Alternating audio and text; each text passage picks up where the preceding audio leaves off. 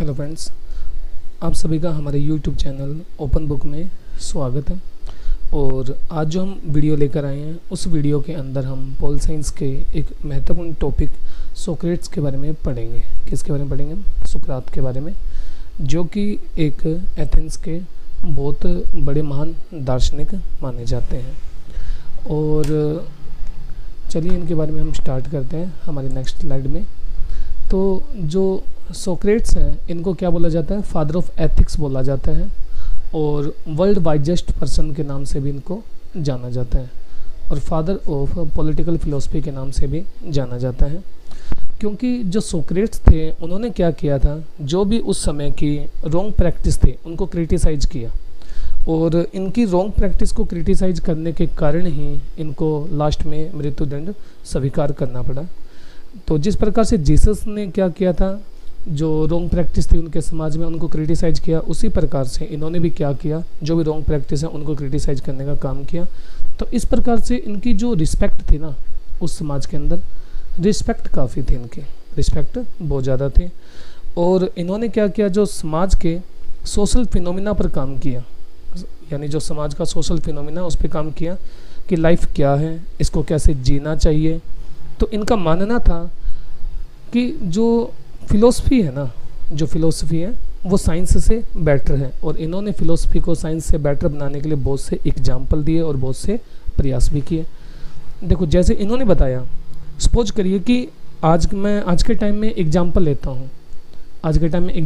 हूँ, किसके बीच में? साइंस और फिलोसफी के बीच में, कि साइंस और फिलोसफी में इन्होंने किस प्रकार से आगे कंपैरिजन किया कि किस प्रकार से जो फिलोसफी है वो बेटर है साइंस से।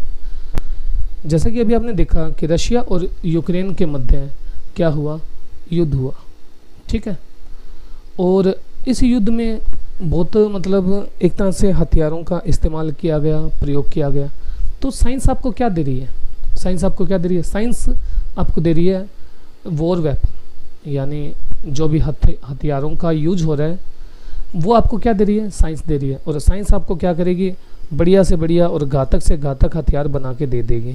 ओके, लेकिन इन्होंने बोला कि भी साइंस जो है वो एक तरह से डिस्ट्रक्शन का काम करेगी आपके लिए, और जो फिलोसफी है वो आपके लिए काफ़ी हेल्पफुल होगी। क्योंकि जो फिलोसफी है वो आपको ये बताएगी कि जो आप हथियार बना रहे हैं, ठीक है, और जो हथियार बना रहे हैं तो उस हथियारों के प्रति आपका दायित्व क्या है, कि हमें इन्हें बनाना चाहिए या नहीं बनाना चाहिए।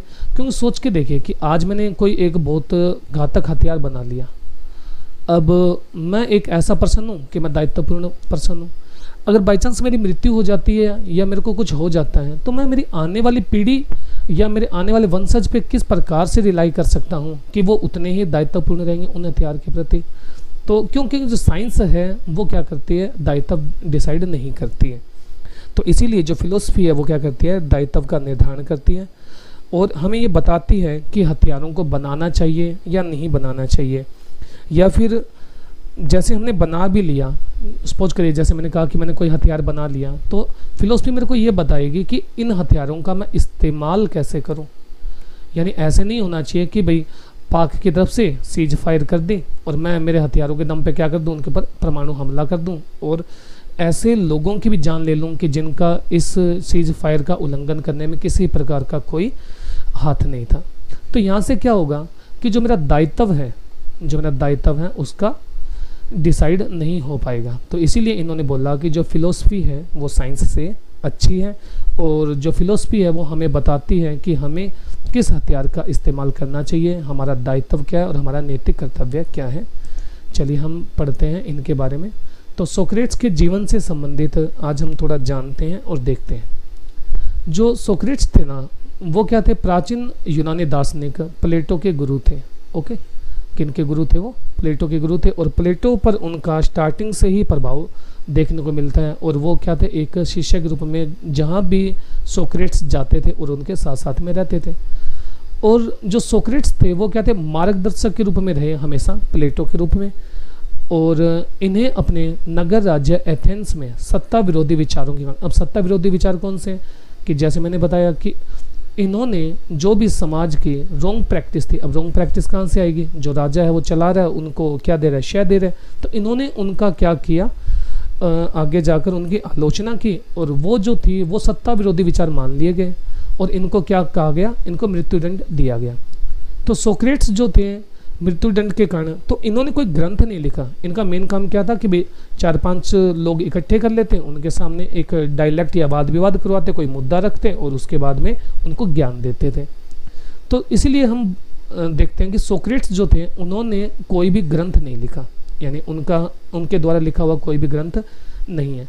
तो जिनके विचार हमें पता चलते हैं वो कहाँ से पता चलता है, जीनोफोन या प्लेटो के आरंभिक संवादों से पता चलता है। क्योंकि जो प्लेटो थे वो एक ऐसे शिष्य के रूप में उभरे कि इन्होंने क्या किया, अपने गुरु को अमर कर दिया। अब वो कैसे अमर कर दिया कि जो इन्होंने अपने ग्रंथ लिखे उनमें इन्होंने जो मेन पात्र के रूप में था अपने गुरु को दिखाया और अपने विचारों को अपने गुरु के मुंह से कहलवा कर उनको क्या कर दिया, अमर कर दिया और उनके विचारों को क्या किया, आगे समाज के सामने रखा। तो जब इनको मृत्युदंड दी गई, मृत्युदंड दिया गया, किनको दिया गया, सोक्रेट्स को। क्यों दिया गया, क्योंकि इन्होंने सत्ता विरोधी विचार थे उनके कारण। तो युवा प्लेटो को इस कदर प्रभावित किया कि इसने अपने विचारों को भी सोक्रेट्स के मुंह से कहलवा कर उसे अमर कर दिया। ठीक है जी। तो ये हमने पढ़ा सोक्रेट्स के जीवन के बारे में कि इनका जो जीवन था वो कैसे रहा और इन्होंने क्या कुछ किया। तो अब हम देखते हैं कि जो सोक्रेट्स थे इन्होंने क्या दिया, इन्होंने दिया तर्क विद्या का सिद्धांत। किसका सिद्धांत दिया इन्होंने, तर्क विद्या का सिद्धांत। तो सोक्रेट्स का मानना था कि प्रकृति का जो ज्ञान है ना वो केवल वस्तु का निरीक्षण करके, अवलोकन करके या उसको जांच परख के हम प्राप्त नहीं कर सकते। तो अगर आपको ज्ञान प्राप्त करना है ना तो ज्ञान प्राप्ति क्या है, एक मानसिक अभिक्रिया है, यानी मेंटल एबिलिटी है और उसके द्वारा हम उसको प्राप्त कर सकते हैं। तो इस सत्य को पाने का सही तरीका क्या होगा, तो इसका इन्होंने सही तरीका बताया कि आप क्या करो, डिबेट करो, वाद विवाद करो, वार्तालाप करो या तर्क विद्या करो। तो इन्होंने जो अपने शिष्यों को ज्ञान दिया और वो किस तरीके से दिया, इन्होंने जो था वाद विवाद, वार्तालाप और तर्क विद्या के माध्यम से इन्होंने क्या किया, वो ज्ञान दिया। तो आप देख सकते हैं कि इस प्रकार से सोक्रेट्स खड़े हो जाते हैं, इनके साथ में जो भी लोग होते थे और वो उनके सामने क्या रखते, कोई क्वेश्चन रखते हैं, इधर से कोई जवाब आता, फिर एक काउंटर जवाब आता। तो लास्ट में जाकर जो सोक्रेट्स थे वो अपने विचार देते कि भाई ये चीज़ गलत है तो गलत क्यों है और सही है तो सही क्यों है। तो सोक्रेट्स क्या करते थे, सबसे पहले एक हाइपोथेसिस क्रिएट कर देते, उस पर प्रश्न उठाते और एक व्यापक प्राक कल्पना की सहायता से इसकी जांच की जाती है। क्योंकि व्यापक तो इसलिए हो जाती है ना क्योंकि एक बहुत बड़ी मात्रा में जो विचारों का बंडल है वो उस असेंबली के अंदर क्या होगा, इकट्ठा हो जाएगा। उनमें से कुछ को स्वीकार कर लिया जाएगा और कुछ को क्या किया जाएगा, छोड़ दिया जाएगा। तो इस प्रकार से किसी भी टॉपिक के ऊपर, यानी जो भी कोई विषय है या कोई भी टॉपिक है उसके ऊपर उस असेंबली में जितने भी लोग हैं उनके पास में इतना कुछ इकट्ठा हो जाएगा। तो ये तर्क विद्या का सिद्धांत था कि आप अगर किसी को ज्ञान देना चाहते हैं तो तर्क विद्या की सहायता से आप उनको ज्ञान दे सकते हैं। जो इनका नेक्स्ट काम था वो था प्रयोजनमूलक व्याख्या। तो इनका मानना था कि इस संसार में कोई भी काम होता है या कोई भी जीव उत्पन्न होता है या पैदा होता है तो उसका कोई ना कोई उद्देश्य होता है, यानी निर्धारण होता है। टेलियोलॉजिकल एक्सप्लेनेशन इन्होंने दिया।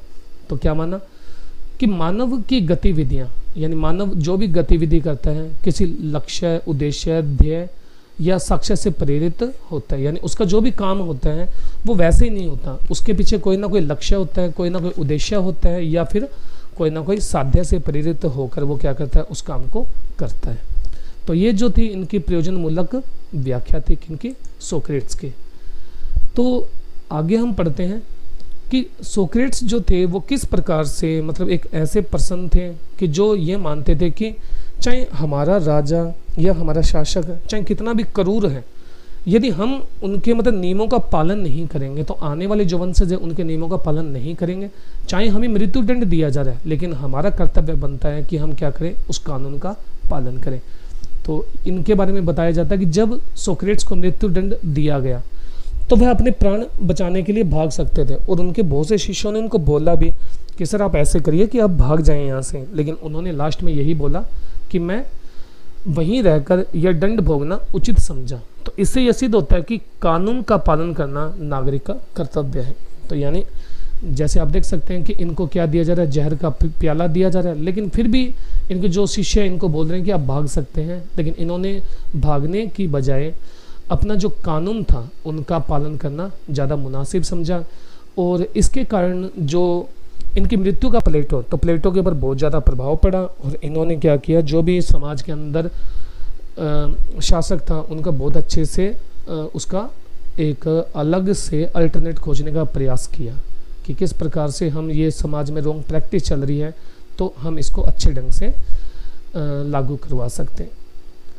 तो उसके बाद में इन्होंने जो आगे नेक्स्ट सिद्धांत दिया वो दिया आकृति का सिद्धांत, थ्योरी ऑफ फॉर्म्स। यानी सोक्रेट्स का मानना था कि आप किसी भी एक फिगर को दोबारा से सेम डिक्टो फिगर नहीं खींच सकते। हम आज की बात नहीं कर रहे, आज आप ये कहेंगे कि हाँ सर हम तो बिल्कुल एग्जैक्ट खींच सकते हैं। क्यों? क्योंकि आज के टाइम में क्या है आपके पास में इतनी टेक्नोलॉजी आ गई है कि हम हूबहू बिल्कुल एग्जैक्ट उसको ड्रॉ कर सकते हैं। लेकिन उस समय की बात करें हम, जब इनका जन्म था 400 ईसा पूर्व के राउंड फिगर में, तो उस समय ऐसी कोई टेक्नोलॉजी नहीं थी, तो इन्होंने ये थ्योरी दी। तो इनका मानना क्या था कि सत्य ज्ञान की उपयुक्त पद्धति के लिए सोक्रेट्स जो थे वो ज्यामिति से यानी ज्योमेट्री से काफ़ी प्रभावित थे। इनका मानना था कि शुद्ध आकृति कभी भी खींची नहीं जा सकती, चाहे उसकी मोटाई में हो, चाहे चौड़ाई में हो, चाहे लंबाई में हो। भाई थोड़ा बहुत भी अंतर पाया जाए लेकिन डिफरेंस तो उसके अंदर पाया ही जाएगा। तो फिर भी एक अपूर्ण आकृति पूर्ण वस्तु को दिखाती है, यानी चाहे वो पूर्ण नहीं है यानी उसके जैसी सेम डिक्टो नहीं है, लेकिन फिर भी वो क्या करेगी, एक पूर्ण आकृति को दिखाएगी। तो यानी इन्होंने ज्योमेट्री से क्या किया है, नगर राज्य को डिफाइन करने का प्रयास किया है। तो इसी प्रकार हमारा नगर राज्य भी अपूर्ण होते हुए भी पूर्ण है। ठीक, तो विज्ञान के माध्यम से हम जिन वस्तुओं की जानकारी प्राप्त करते हैं वे आकृति मात्र हैं। हमें अपनी ज्ञानेंद्रियों से इन आकृतियों का विकृत प्रतिबिंब प्राप्त होता है, यानी हमें एग्जैक्ट प्रतिबिंब प्राप्त नहीं होते हैं। यदि आप सबको हमारी वीडियो अच्छी लग रही है तो आप हमारी वीडियो को ज़्यादा से ज़्यादा शेयर कर सकते हैं, हमारे चैनल को लाइक करें, सब्सक्राइब करें और हमारे इस मुहिम के भागीदार बने।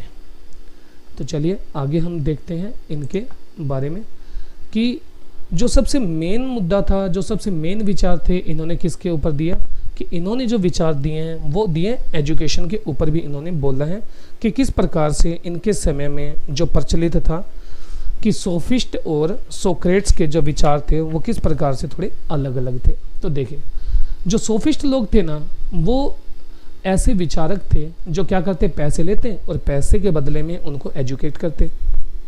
और वो एजुकेशन भी कैसी होती कि सामने वाला भी यूँ सुनना चाहता है कि हाँ मैं अच्छा हूँ, तो बस वो यही सिखाते कि हाँ मैं अच्छा हूँ। यानी वो अलग से कुछ भी नहीं, वो ज़्यादा ये चाहते थे कि भाई सामने वाले को जस्टिफाई किया जाए भाई। तो ये केवल उच्च वर्ग को शिक्षा दिया, जो शिक्षा जो एजुकेशन है ना, दिए जाने के पक्षधर में थे सोफिस्ट लोग थे, और जिनसे इनको काफ़ी धन प्राप्त होता था। क्योंकि अभी तो आपको बोला कि ये ना जो पेड टीचिंग थे ना उनका फेवर करते थे।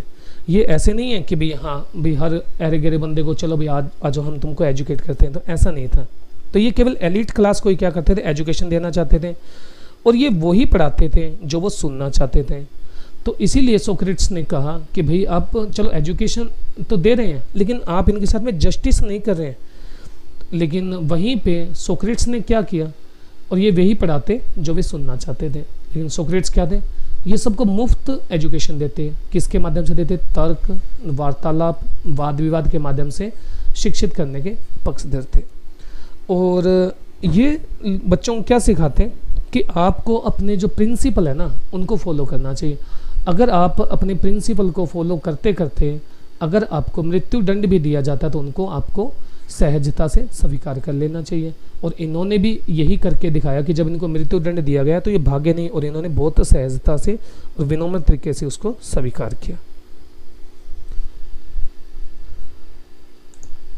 तो आगे देखिए कि there are 3 types of school thought. तो हमारे पास में जो स्कूल थॉट मिलते हैं ना वो 3 प्रकार के मिलते हैं। एक तो होता है रिलीजन, एक साइंस और एक फिलोसफी। तो जो रिलीजन है ना वो हमें क्या बताता है कि ज़िंदगी को कैसे जीनी चाहिए, यानी हमें ये क्या बताते हैं कि ज़िंदगी को कैसे जीना चाहिए। वहीं पे साइंस जो है वो हमें क्या बताती है, हमें बताती है वैज्ञानिक तथ्य, कारणों, परिणामों पर सोच बनाती है कि इनके बिहाव पर हम क्या कर सकते हैं, अपनी सोच को कैसे कर सकते हैं, क्योंकि रिलीजन तो हमें ये बताएगा ना कि लाइफ कैसे जीनी चाहिए। और ये रिलीजन वाले क्या कहेंगे, ज़्यादा भाई कहेंगे यार कोई भक्ति भुक्ति करो, राम का नाम लो, धर्म में विश्वास करो और लोगों की हेल्प करो, सहायता करो। तो इस टाइप की जो बातें होती है ना वो कौन करते हैं, रिलीजन से प्रेरित जो लोग होते हैं ना वो बातें करते हैं। लेकिन जो साइंस वाले होते हैं तो वो ऐसी बातें नहीं करते हैं, तो वो ये कहते हैं, वो इसमें बिलीव करते हैं कि है क्या, यानी वट इज में बिलीव करते हैं और वैज्ञानिक तथ्य करण और परिणाम पर अपनी एक सोच बनाने का कार्य करते हैं। अब हम आ जाते हैं फिलोसफी। जब फिलोसफी वाले होते हैं वो क्या करते हैं कि क्या होना चाहिए, यानी इसमें वो विश्वास करते हैं। क्योंकि इसमें फिलोसफी क्या हो सकती है कि देखो अब मैं आपको पढ़ा रहा हूँ तो ऐसा हो सकता है कि मेरी सोच कुछ और है किसी भी टॉपिक पे लेकर और आपकी सोच कुछ और हो सकती है, तो दोनों की सोच अलग अलग हो सकती है। कुछ लोग तो ये कहते हैं कि भाई खाओ पियो ऐश करो और कोई मैटर नहीं करता, तो सबकी सोच अलग अलग है। तो ये विश्वास करते हैं वट और टू बी में, यानी होना क्या चाहिए, यानी लॉजिक पर काम करती है ये बात। तो अभी हमने पढ़ा कि हमारे पास में 3 प्रकार की स्कूल थॉट मिलती है, रिलीजन, साइंस और फिलोसफी। उसके बाद में हम नेक्स्ट देखते हैं कि इन्होंने एक थ्योरी दी कि जो थ्योरी थी हमारे पास में क्या, ज्ञान का सिद्धांत। ये जो इनका विचार था ना काफ़ी, अगर हम माने तो आज के समाज में काफ़ी बेहतरीन ढंग से यूज किया जा सकता है। तो इन्होंने क्या माना, इन्होंने माना कि भाई नॉलेज तो सबके पास में है, क्योंकि आप क्या करें, ज्ञान ले रहे हैं लेकिन आपको उसका ज्ञान का यूज ही नहीं करना आ रहा, आप उस ज्ञान का इस्तेमाल ही नहीं कर सकते, तो आई थिंक सो आपकी एजुकेशन क्या हो जाती है, फेल हो जाती है। क्योंकि आज के समय में क्या सिखाया जा रहा है स्कूल के अंदर, आज के टाइम में जो स्कूल है उसके अंदर सिंपल ये सिखाया जाता है कि आपको एक क्वेश्चन दे दिया, आप रट्टा मारो और आप क्राइमिंग करो। अगर उससे संबंधित मिलता जुलता आपके साथ में या इन पर आपकी परिस्थितियाँ कुछ ऐसी बन जाती है रियल लाइफ में, अगर उस ज्ञान का यूज अगर आपको करना पड़ जाए तो आई थिंक सो आप उसका बहुत अच्छे से यूज नहीं कर पाएंगे। तो इन्होंने ज्ञान का सिद्धांत दिया सोक्रेट्स ने, और इन्होंने क्या बोला कि इन्होंने बोला कि नॉलेज अच्छी बात है, कोई इसमें दो राय नहीं है, कि ज्ञान के साथ साथ उसका प्रयोग भी आना चाहिए, कि भी आपको पता भी तो होना चाहिए ना कि उसका प्रयोग कैसे।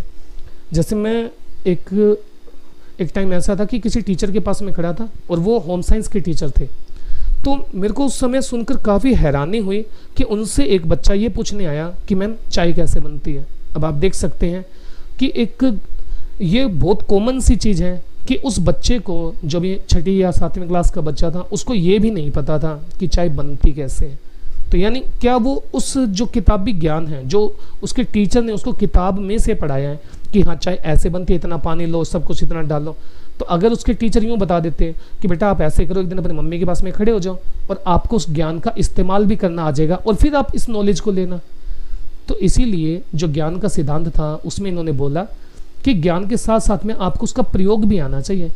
तो माना जैसे सपोज करिए, एक एग्जाम्पल है कि कोई प्रशासक है, बहुत इंटेलिजेंट है, उसने डॉक्टरेट की डिग्री ले रखी है और सब उसकी तुति बोलते, बहुत ज़बरदस्त पर्सन है। अब सोचिए उसके सामने कोई समस्या आ गई, यानी कोई मान लो बहुत बड़ी मात्रा में दंगा आ गया, समस्या आ गई, अब वो बेचारा घबरा जाता है। अगर वो उस दंगे को टैकल ही नहीं कर पा रहा, उसको मतलब सही ढंग से उस समस्या को सुलझा ही नहीं पा रहा, तो आई थिंक सो उसका जो ज्ञान होगा वो सब क्या हो जाता है, व्यर्थ हो जाता है। एक तो एक एग्जाम्पल ले सकते हैं। अब ये सपोज कर लीजिए कोई जैसे एक डॉक्टर है, ठीक है जी। अब डॉक्टर है तो डॉक्टर का मेन काम क्या होता है कि आपके पास में कोई भी पेशेंट आया है तो आप उसके दर्द को समझें, उसको महसूस करें, आप उसको फील करें। लेकिन आज के डॉक्टर क्या है, आज के डॉक्टर अर्थ से संबंधित हैं, उनको दर्द से कोई मैटर नहीं करता कि भाई हमारा पैसा बनना चाहिए, ठीक है। तो इससे क्या होगा कि उनको नॉलेज तो बहुत ज़्यादा है लेकिन किताबी ज्ञान ने उनके व्यवहार में एथिक्स नहीं डाली, यानी वो एथिकल नहीं हो पाए हैं। अगर वो एथिकल होते, जैसे बहुत से डॉक्टर ऐसे हैं कि बहुत ज़्यादा एथिकल हैं अपने पेशे के अंदर, तो रियल में क्या होता है कि जब उनके पास में डॉक्टर आता है, जब डॉक्टर पेशेंट के पास में जाता है तो उनको इतना बहुत अच्छे से ट्रीट किया जाता है, ये नहीं देखा जाता ऊंच है नीच है या गरीब है अमीर है, सबको एक जैसा माना जाता है। बहुत से ऐसे डॉक्टर हैं। तो ये क्या होगा कि अगर उस डॉक्टर को अपने नॉलेज के अंदर एथिक नहीं है और वो सही ढंग से उसका इस्तेमाल ही नहीं कर पा रहा, या अपने पेशेंट के दर्द के साथ में आत्मीयता का भाव नहीं लेके आ पा रहा, तो क्या होगा, तो वो सही ढंग से उसका इस्तेमाल ही नहीं कर पाएगा। जैसे एग्जाम्पल के तौर पे मैंने एक बार देखा कि एक लेडीज़ ने, जैसे एक जो लेडीज़ थी वो बात कर रहे थे कि जो वो डॉक्टर है ना, जब डिलीवरी हो रही थी तो उस समय मतलब थोड़ा पेन ज़्यादा होता है, तो डॉक्टर से ये पूछा गया, तो डॉक्टर ने कहा कि तू ही ज़्यादा बच्चे पैदा थोड़ी करिए, हमने भी तो बच्चे पैदा किए। तो वहीं पे उस डॉक्टर को ये सोचना चाहिए था कि अरे यार, आपने वो दर्द सहन किया, तो आपका कर्तव्य बनता है, आपको इस चीज़ में एथिक होना चाहिए कि आप अपने पेशेंट को वो दर्द ना दें और उसको फील ना करवाएं, बल्कि आप तो उसको ये बात बोल रहे हैं। तो इसीलिए जो डिलीवरी में है, कहते हैं कि एक जो जेंट्स डॉक्टर है वो काफ़ी मतलब हेल्पफुल रहता है, क्योंकि वो उस चीज़ को गहराई से समझता है, और चाहे उसने महसूस नहीं किया लेकिन वो जानता है, उसको अच्छे से फील कर पाते हैं। तो एक एग्जांपल और लेते हैं। सपोज करिए कि हमारे पास में कोई अधिकारी है, यानी हमारे पास में कोई अधिकारी है, अब उसको काफ़ी टाइम हो गया, सपोज करो प्रशासन में 20 साल हो गए हैं, ज्ञान भी अगर 20 साल का एक्सपीरियंस है तो आप ये मान सकते हैं कि उसका ज्ञान क्या होगा, माशाल्लाह होगा ज्ञान। तो अब वो इस ज्ञान का यूज दो तरीके से कर सकता है। क्या कर सकता है, एक तो पॉजिटिव लाइन में जा सकता है, यानी उस प्रशासन को काफ़ी अच्छे ढंग से बना सकता है, और वहीं पे वो नेगेटिव में जा सकता है। अब सपोज करो ये पर्सन अगर नेगेटिव में चला जाता है तो उस कार्यालय के लिए कितना हानिकारक होगा, उस प्रशासनिक कामों के लिए कितना हानिकारक होगा। क्यों? क्योंकि उस पर्सन ने 20 साल में उस प्रशासन के सारे लूप होल पता कर लिए होंगे। अब जिस पर्सन को लूप होल का पता है और इतना एक्सपीरियंस है, तो वो क्या कर सकता है, सारे के सारा अपना एक्सपीरियंस भ्रष्टाचार के अंदर लगा सकता है, और इस भ्रष्टाचार से जो भी प्रशासनिक कार्य हैं उनके अंदर हमें क्या मिलेगा, देरी देखने को मिलेगी, या कुछ अलग टाइप का करप्शन ज़्यादा देखने को मिलेगा। तो ये हमारे पास में जो हमारी वीडियो थी, ये ज्ञान का सिद्धांत था। इन्होंने सोक्रेट्स ने बोला कि आपको नॉलेज के साथ साथ में क्या होना चाहिए, एक अच्छा ज्ञान भी होना चाहिए, ज्ञान के साथ साथ में आपको उसका अच्छा इस्तेमाल भी करना आना चाहिए, जैसे मैंने यहाँ पे 3 से 4 एग्जाम्पल दिए। ठीक है, तो अगर आपको हमारी वीडियो अच्छी लगी तो आप हमारे चैनल को शेयर करें और ज़्यादा से ज़्यादा सब्सक्राइब करें। धन्यवाद।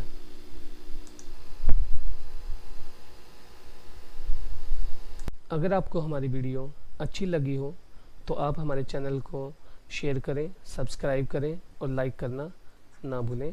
धन्यवाद।